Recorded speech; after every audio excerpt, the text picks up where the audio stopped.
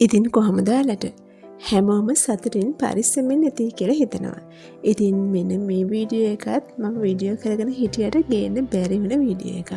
මට හිතුණා මේ දේ ඔයාලත් එක්ක බෙදාගත්තොත් හොඳයි කියලා. හැම ගෙදරකම වගේ මටත් ගොඩාක් වෙලාවට පිළිවෙලට කොච්චර අස් කරත් හැම තිස්සෙම හැඩි වෙන තැනක් තමයි මෙන්න මේ අල්මාරිය. හෝදලා නමලා කරලා අල්මාරිය අස් කරලා තිබ්බට සතියක් විතර යනකොට ඔන්න ඕක ඉතින් ආයෙමත් පරණ තත්ත්වෙටම පත් වෙනවා. ඉතින් කාල වේලාව රැකියාවක් කරන විශේෂයෙන්ම රැකියාවක් කරන ගෘහණියෙකුට අඩුයි හින්දා මේක ටිකක් අමාරු කාර්යයක් හැමදාම අස්පස් කරන එක. ඉතින් මේකත් ලොකු ප්‍රශ්නයක් නේ පිළිවෙල කියන එක. ඉතින් ඔය විදිහට විසඳුමක් හොය ඉන්නකොට මට අහම්බෙන් තෙමු ඇප් එකේ උඩ පහළ යනකොට මෙන්න මේ ස්ටෝරේජ් බෑග් ටික හම්බුණා. මං හිතනවා මේකට මේ වචනේ කිව්වොත් නිවැරදි කියලා. ඉතින් මෙන්න මේ බෑග් වල කොටස් වලට වෙන් කරලා තියෙන හින්දා හරිම පහසුයි අපිට නමාගත්ත ඇඳුම් ටික පිළිවෙලකට ඇසුරුම් කරන්න. ඉතින් ඉස්සරහට බලමුකෝ ඒක කොහොමද මං වෙන් කරලා තියෙන්නේ කියලා. මේ බෑග් ටික මම ගත්තේ කිසිම දෙයක් නැතන. ඉතින් ඒකේ හින්දා ගොඩක් අඩුපාඩුකම් තියෙන දේවලුත් මට මුණ ගැහුණා. ඉතින් මෙන්න මේ විනිවිද පේන බෑග් එක ටිකක් කල් පැවැත්මෙන් අඩුයි කියලා මට දැනුණා.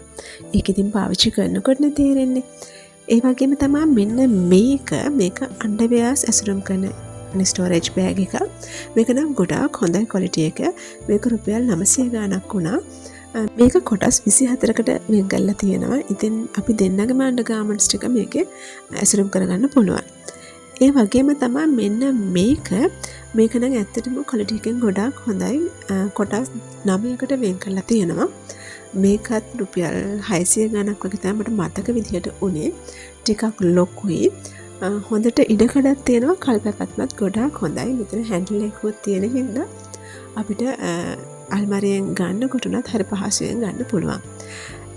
ඇත්තටම කියන්න ඕනේ මේවයේ දිග පළල තමන්ගේ අල්මාරියට ගැලපෙන පරිදි ගන්න පුළුවන්. මොකද ඒගොල්ලෝ දිග පළල හරියටම දාලා තියෙන නිසා. ඉතින් මේ තියෙන්නේ මම ගත්ත ස්ටෝරේජ් බෑග් වල ඇඳුම් ඇසුරුම් කරගත්ත විදිය. ඉතින් මේ ලොකු එකේ හස්බන්ඩ්ගේ ටී-ෂර්ට් ටික තමයි මම ඇසුරුම් කරේ. ඉතින් මේක මම එකපාර ගත්තේ නැහැ. කොටස් වශයෙන් තමයි ගත්තේ. මොකද අපිට එකපාර මුදලක් වෙන් කරලා ගන්න එක අමාරුයි. ඒ වගේම අපි මේකේ ක්වොලිටි එක දන්නේ නැති හින්දා අපරාධයක්. ඉතින් මේ තියෙන්නේ මේ විදිහට ගත්ත ඇඳුම් ඇසුරුම් කරන බෑග් වලට මම ඇඳුම් ඇසුරුම් කරගත්ත විදිය. ඉතින් මෙන්න මේ විදිහට ඇසුරුම් කරගත්තට පස්සේ අපිට සතියේ ඔෆිස් අඳින ඇඳුම් ටික වෙනම අයන් කරලා එල්ල ගන්න පුළුවන්. ඒ අඳින්න නැති ඇඳුම් ටික මෙන්න මේ විදිහට ඇසුරුම් කරගන්නත් පුළුවන්. ඉතින් මෙන්න මේ විදිහට ස්ටෝරේජ් බෑග් ගන්න ඕනෙම නැහැ. අර ලොකු බිස්කට් පෙට්ටි තියෙන ඒ බිස්කට් පෙට්ටි වල රැපින් පේපර්ස් අලවලා වුණත් අපිට ඇඳුම් ටික පිළිවෙලකට තියාගන්න පුළුවන්. මෙහෙම ඇඳුම් ටික ස්ටෝරේජ් බෑග් වලට ඇසුරුම් කරගත්තට පස්සේ මම මුළු අල්මාරියම අස් කරලා ඒකේ ලෑලි තට්ටු වලින් පත්‍ර කොළ දාලා සුපුරුදු විදිහට මෙන්න මේ විදිහට තමයි අවසාන පෙන්ම ලබා ගත්තේ. බලන්නකෝ.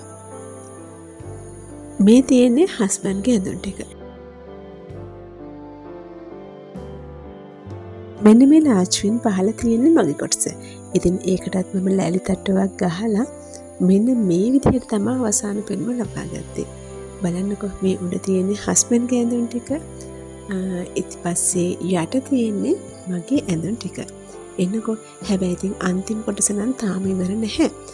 බලන්නකෝ මගේ කලින් අල්මාරියේ පෙන්මුට වඩා දැන් පෙන්ම ගොඩක් පිළිවෙලයි ලස්සනයි නේද කියලා. ඔන්න ඔය විදිහට අල්මාරියේ අපිළිවෙල වෙන කරදරවලුත් මම නිදහස් වුණා. දැන් තියෙන රෙදි හොදලා වේල්ලා ගත්තට පස්සේ නමල කරලා මේ ස්ටෝරේජ් බෑග් වලටම ඇසුරුම් කරන එක විතරයි.